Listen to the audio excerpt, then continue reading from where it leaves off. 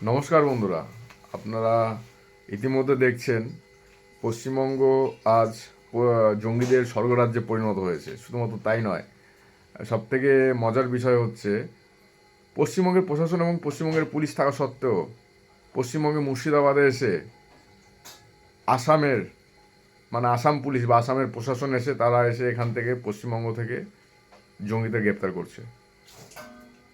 কতটা দুর্ভাগ্য এবং নির্লজ্জ প্রশাসন হলে আমরা পশ্চিমবঙ্গবাসী এর মানে আমরা গর্ব অনুভব করতে পারি।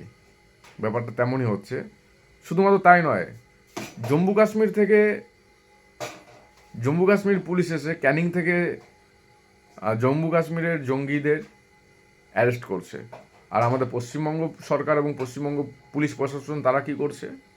তারা ঠুটো জগন্নাথ হয়ে তাদের পাহারা দিচ্ছে।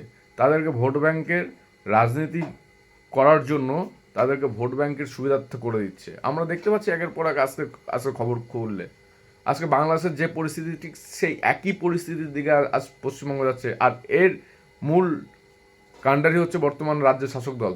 শুধুমাত্র রাজ্যের শাসক দল বলা ভুল, এবং তার যে চারা চামুন্ডাগুলো রয়েছে, তথাপি যে শাসক দলের যে প্রশাসনিক যে আধিকর্তারা রয়েছে বাংলার, তারা এর মূল কাণ্ডারি। এবং শুধুমাত্র আপনারা যদি লক্ষ্য করেন একের পর এক কিছু কিছু বক্তব্য, যেমন ফিরহাদ হাকিমের যেসব বক্তব্যগুলো আপনারা যদি লক্ষ্য করেন, এখানে কিন্তু অনেক কিছু বোঝার আছে।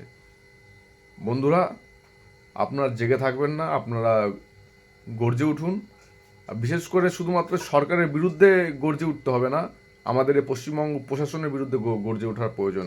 আমি মনে করি এটা যদি পশ্চিমবঙ্গবাসী হিসাবে এবং পশ্চিমবঙ্গবাসীর এবং যে সার্বভৌমত্ব, তার থেকে বড় কথা দেশের নিরাপত্তার স্বার্থে তৃণমূল কংগ্রেসের বিরুদ্ধে সমগ্র দল মত নির্বিশেষে সমস্ত মানুষের রাস্তায় নামা উচিত। এবং শুধুমাত্র রাস্তায় নামা উচিত নয়, এবং একটা দীর্ঘ একটা প্রতিবাদে সামিল হওয়া উচিত। ধন্যবাদ বন্ধুরা।